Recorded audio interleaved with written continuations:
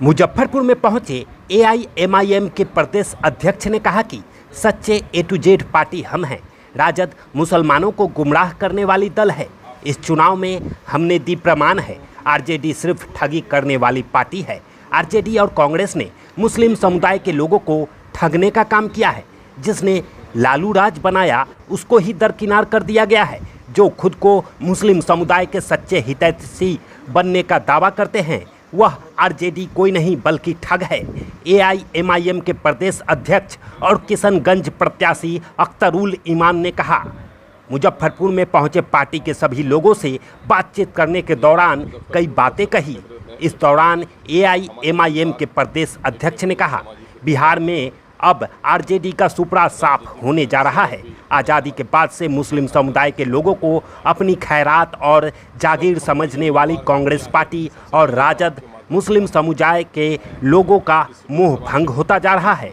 बिहार में भी जो लोग खुद को ए टू जेड वाली दल होने का दावा करते हैं वह और कोई नहीं बल्कि एक बड़ा ठग है। और बीजेपी, कांग्रेस और राजद एक सिक्के के दो पहलू हैं। विधानसभा चुनाव में हमारी बड़ी धमक से साबित कर दिया था कि अब बिहार के मुस्लिम समुदाय के लोग भी एआईएमआईएम के साथ आ रहे हैं। तो बीजेपी ने तो तमाशा किया है, मोदी जी ने जो पूरे देश को कंगाल कर दिया है, ये सब उससे अवगत है। इस वक्त बीजेपी की उल्टी गिनती शुरू हो गई है और धार्मिक उन्माद की राजनीति उनकी अब समाप्त हुआ चाहती है। दूसरी तरफ लोग आशा की नज़र से इंडिया वालों को देख रहे थे, लेकिन इंडिया गठबंधन के लोगों ने भी, कांग्रेस के लोगों ने, कांग्रेस का जो पुराना भी चाल चरित्र चेहरा रहा है वो अच्छा नहीं रहा है।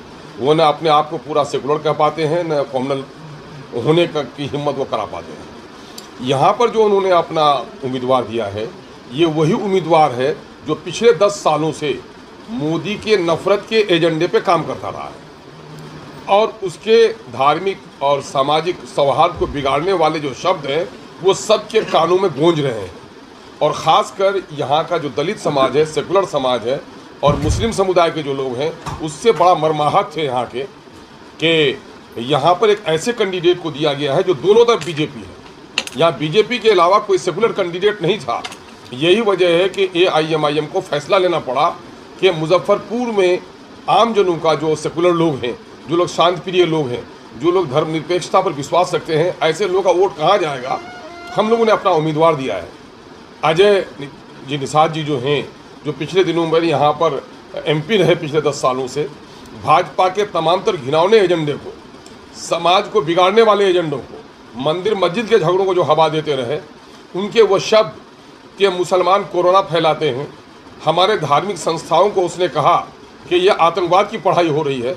ऐसा आदमी जिसके हृदय में दलितों, अक़लियतों और मुसलमानों के लिए इतनी दुश्मनी छुपी हुई हो, वो आदमी लोकतंत्र में जाकर इस समुदाय के हितों की बात कैसे कर सकता है। इसलिए उसके विरुद्ध वातावरण तैयार करना आप लोकतंत्र के चौथे स्तंभ है, आपकी भी जिम्मेदारी है और हम उसी जिम्मेदारी का निर्वहन करते हुए यहाँ आए हैं और लोगों से गुजारिश करने के लिए आए हैं कि इस वक्त बीजेपी की उल्टी गिनती शुरू हो गई है और कांग्रेस भी अपनी पुरानी चाल पर उतर आई है। लगता है इन लोगों ने अपने टिकट का सौदा किया होगा एक ऐसे आदमी को जिन्होंने कांग्रेस के ज़ाहिरी तौर पर जो उनका अपना एक एजेंडा है कि साहब हम सेकुलर हैं, तो अगर आप सेकुलर हैं तो ऐसे आदमी को जिसने मुसलमानों को गालियाँ दी हैं, कोरोना काल में इतनी भद्दी भद्दी जुमले बोले हैं, आपने उसे हम पर क्यों थोपने का काम किया है। जा रहे हैं आप यहाँ के प्रत्याशी हैं, इस तरह का क्या रिस्पॉन्स है?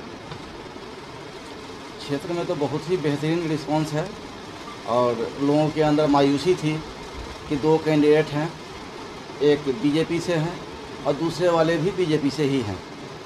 एक की विचारधारा तो कन्फ्यूजन वाली है, राजभूषण निषाद साहब की 2019 में किसी और पार्टी से थे, महागठबंधन से थे, अभी इधर हैं। अब वो किधर वाले हैं वो तय करेंगे, उधर वाले हैं या इधर वाले हैं। दूसरे जो कांग्रेस से हैं उनकी विचारधारा स्पष्ट है कि वो आरएसएस के लोग हैं, भाजपा के लोग हैं और 4 जून 2024 के बाद फिर मदरसे के ख़िलाफ़, मुसलमान बच्चे के ख़िलाफ़ और नमाजी और जमाती और मुसलमानों के ख़िलाफ़ बोलने लगेंगे। तो हमारी दरख्वास्त है लोगों से, गुजारिश है लोगों से कि 20 तारीख को फजर के नमाज के बाद और हमारे हिंदू भाई लोग पूजा पाठ करने के बाद सबसे पहले बूथ पर जा कर के 9 नंबर पे पतंग पे बटन दबाकर भारी मतों से हमें विजयी बनाए, क्योंकि यह पार्टी MIM जो है सेकुलर मिजाज की पार्टी है और हम तमाम सेकुलर मिजाज के वोटरों से, चाहे वो मुस्लिम भाई हों, दलित भाई हों, पिछड़े हों, अति पिछड़े हों और सवर्ण हों, इनों से गुजारिश करेंगे जो भी सेकुलर मिजाज के वोटर्स हैं वो 9 नंबर पे पतंग छाप पे बटन दबाएं। सेकुलर मिजाज का मैंने इसलिए कहा कि आप लोगों ने देखा होगा कि A to Z की पार्टी, माई समीकरण की पार्टी और क्या क्या नाम लोगों ने रखा, लेकिन किया क्या? हमारी पार्टी जिसको लोग कहते हैं कि भाजपा की B टीम है, तो B टीम कौन है? B टीम वाले को तो भाजपा में जो 10 साल सांसद रहा उसको यहाँ ले आए, तो अब B टीम कौन है? अजय निषाद B टीम है या MIM B टीम है? और MIM सेकुलर मिजाज की इसलिए है कि 8 जगह से चुनाव लड़ रहे हैं हम लोग। 8 जगह में 4 जगह जो है हमारे कौन समाज के लोग लड़ रहे हैं?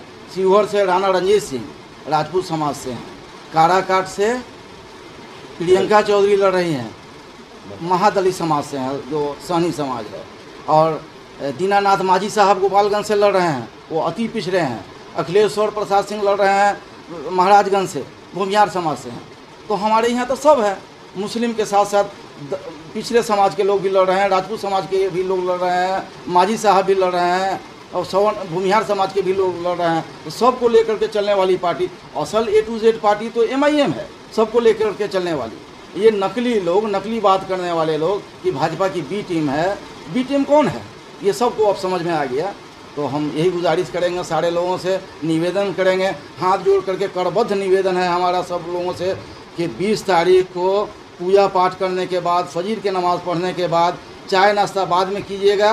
अब माता बहनों से भी कहेंगे कि अपने घर में रोटी और सब्जी बाद में बनाइएगा, पहले लाइन में लग करके 9 नंबर पे पतंग छाप पर वोट दीजिएगा, यही विनती है। बाकी बातें हमको ज़्यादा कहने की ज़रूरत नहीं है, क्योंकि हमारे प्रदेश अध्यक्ष जनाब अख्तर इमान साहब और प्रदेश जनरल सेक्रेटरी जनाब आफ्ताब आलम साहब ने सारी बातें रख दी हैं आप लोगों के पास। यही मेरा अंतिम निवेदन है कि 20 तारीख को फजर के नमाज के बाद और पूजा पाठ करने के बाद नाश्ता करने से पहले 9 नंबर पतंग छाप पर सब लोग बटन दबा करके भारी बहुमत से एक सेकुलर मिजाज के व्यक्ति को, सेकुलर मिजाज के पार्टी को वोट दीजिए और आगे बढ़ाइए, जीताइए।